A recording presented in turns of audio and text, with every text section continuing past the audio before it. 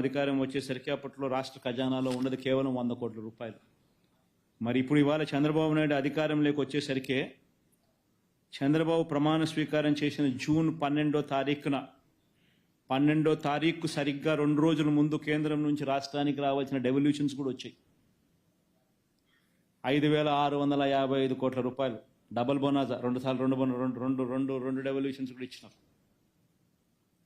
వచ్చి ఆయన ప్రమాణ స్వీకారం చేసే టయానికల్లా రాష్ట్రంలో కనీసం 7-8 వేల కోట్ల రూపాయల డబ్బులు ఉన్నాయి.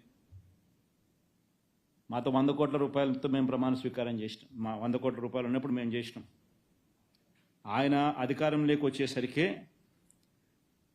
జూన్ 12వ తారీఖు సరిగ్గా 2 రోజులకు ముందు కేంద్రం నుంచి వచ్చిన డెవల్యూషన్స్ కూడా 5,655 కోట్ల రూపాయలు కూడా అప్పటికే ఆయనకు వచ్చుంటాయి. మొత్తంగా 7-8 వేల కోట్ల రూపాయలు అప్పటికే ఆయనకు అందుబాటులో ఉన్న పరిస్థితులు. అయినా కూడా ఆయన డ్రామాలాడుతూ ఓట్ ఆన్ అకౌంట్ బడ్జెట్ మాత్రమే ప్రవేశపెడుతూ, అసలు ఓట్ ఆన్ అకౌంట్ అనేది ఎవడు దేశ చరిత్రలో జరగదు. ఇట్లా రాష్ట్ర చరిత్రలో ఎప్పుడు జరగలేదు, దేశ చరిత్రలో కూడా ఎప్పుడు జరగదు. 12 నెలల కాలానికి బడ్జెట్ అనేది ప్రవేశపెడతారు. 7 నెలల కాలం ఓట్ ఆన్ అకౌంట్ బడ్జెట్ ప్రవేశపెట్టడం అన్నది ఏ దేశంలో, ఏ రాష్ట్రంలో ఎప్పుడు జరగదు, దేశంలో ఎప్పుడు జరగదు. ఒక చంద్రబాబు నాయుడు గారి హయాంలో మాత్రమే ఎన్నికలలో తాను ఇచ్చిన మాటను ఎక్కడ ప్రజలకు తెలిసిపోతుందో, అబద్ధాలు అనేది ఎక్కడ బయటపడుతుందో, ప్రజలు ఎక్కడ రోడ్డు మీదకి వచ్చి గొడవ చేస్తారో, ఆ పథకాలకు సంబంధించిన కేటాయింపులు కనపడకపోతే అనే భయంతో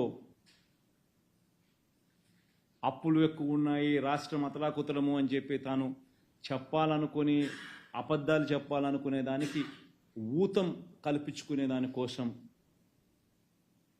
ఓట్ ఆన్ అకౌంట్ బడ్జెట్ను 7 నెలల పాటు నడిపిస్తూ ఉన్నాడు.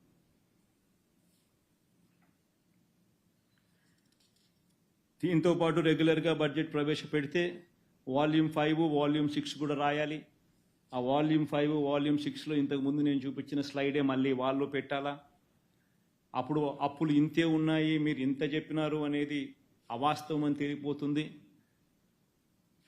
అని కూడా చంద్రబాబు నాయుడు తాస్కారం చేస్తూ వచ్చాడు.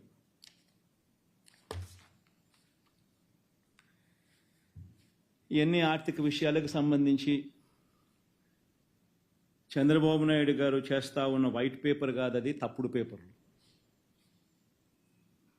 ఆ తప్పుడు పేపర్లకు మేము ఫ్యాక్ట్ పేపర్లను మేము ఈరోజు మీ అందరికీ కూడా ఇవ్వడం జరుగుతుంది. అందరికీ వచ్చిన వాళ్ళందరికీ కూడా కాపీ అందరికీ ఇచ్చేసేయండి.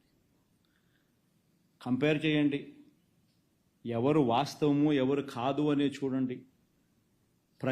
ప్రజల దృష్టికి వాస్తవాలు తీసుకొని పోయే ప్రయత్నం చేయండి. ఎందుకంటే ఇది మన బాధ్యత కూడా. ఈ రకంగా గవర్నమెంట్లో ఉన్న వ్యక్తి తాను చెప్పిన మోసాలకు, తాను చెప్పిన అబద్ధాలకు తాను ప్రూవ్ చేసుకునే దానికోసం, తాను జస్టిఫై చేసుకునే దానికోసం, తాను బయటపడేదానికోసం, తన మోసాన్ని ప్రొపగేట్ చేసుకునే దానికోసం లేని అబద్ధాలను, లేని లెక్కలను చూపించడం, ప్రొపగేట్ చేయడం ఇటువంటి విషయాల మీద, ధర్మం అధర్మం మీద ఖచ్చితంగా మీరు ధర్మం వైపు ఉండవలసిందిగా మిమ్మల్ని అందరినీ కూడా కోరుతా ఉన్నాను. ఈ చంద్రబాబు నాయుడు గారు ఈ సబ్జెక్ట్ డైవర్షన్లో ఎక్స్పర్ట్స్ కాబట్టి ఈ మధ్యకాలంలో మీ అందరికీ కూడా అర్థమయ్యే విధంగా ఇంకోటి కూడా చేసింటాడు. మదనపల్లిలో సబ్ కలెక్టర్ కార్యాలయంలో జరిగిన ఘటన కరెక్ట్గా గుర్తుందా మీ అందరికీ? కరెక్ట్గా ఆ రోజు వినుకొండలో రషీద్ అని ఒక అబ్బాయిని అతి దారుణంగా రోడ్డు మీద కత్తితో నరికి మరి అన్యాయంగా, అసలు చెయ్యి అయితే పడి పక్కన పడుంది. అంత అన్యాయంగా చనిపోయిన ఘటన మీద, నరికిన ఘటన మీద నేను వినుకొండకు పోతా ఉన్నా ఆ కుటుంబాన్ని చూడడానికి, చంద్రబాబు నాయుడు గవర్నమెంట్ని ప్రశ్నించడానికి. ఆ ఘటన చేసిన వ్యక్తి ఎమ్మెల్యే భార్యకు, సాక్షాత్ ఎమ్మెల్యే భార్య కేక్ తినిపిస్తా ఉన్నాడు. ఆ ఫోటో కూడా తల్లిదండ్రులు వాళ్ళ ఇంటికి పోయినప్పుడు నాకు ఇచ్చినారు.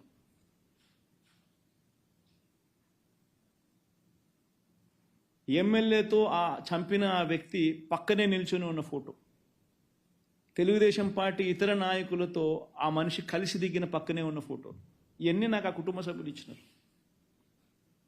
అయినా కేసులు వాళ్ళెవరి మీద కేసులు పెట్టలా పోలీసులు. ఎమ్మెల్యే భార్య మీద కేసు లేదు, ఎమ్మెల్యే మీద కేసు లేదు, ఎమ్మెల్యే ఆ local leaders, X municipal chairman వాళ్ళ మీద కూడా కేసులు. వీటి మీద నేను ప్రశ్నిస్తూ ఆ రోజు నేను వినుకొండకు పోయే కార్యక్రమం నేను చేస్తూ ఉంటే, కరెక్ట్గా అదే రోజు టాపిక్ డైవర్ట్ చేసేందుకు ఆ రోజు ఏం చేశాడు చంద్రబాబు నాయుడు, ముఖ్యమంత్రిగా 2 సార్లు రివ్యూలు తీసుకున్నాడు. మదనపల్లిలో ఆర్డీఓ కార్యాలయం కాలిపోతాయి. ఎందుకు కాలింది గాడ్ నోస్. కాలితే ఒక చోట 2 సార్లు రివ్యూని తీసుకున్నాడు. హుటాహుటిన డీజీపీని, సిఐడి చీఫ్ను నేరుగా హెలికాప్టర్ ఇచ్చినే మదనపల్లికి పంపించినాడు. ఏదేదో అక్కడ జరుగుతూ ఉన్నట్టుగా టీవీలలో స్క్రోలింగ్లు, వాళ్ళంతా ఈనాడు, ఆంధ్రజ్యోతి, TV5లో ఏమేమో జరిగిపోయినట్టుగా పెద్దిరెడ్డి రామచంద్రారెడ్డి కాల్పిచ్చేసినాడని, మిథున్ రెడ్డి చేసేసినాడని ఏమేమో రాసినాడు. అసలు నాకు ఆశ్చర్యం అనిపించింది నిజంగా చూస్తే. ఆర్డీఓ కార్యాలయంలో ఒకవేళ ఏదైనా ఘటన జరిగితే ఆ డాక్యుమెంట్స్ అన్నీ ఎంఆర్ఓ కార్యాలయాల్లో ఉంటాయి కదా, కింద పైన పోనీ కలెక్టర్ కార్యాలయంలో ఉంటాయి కదా.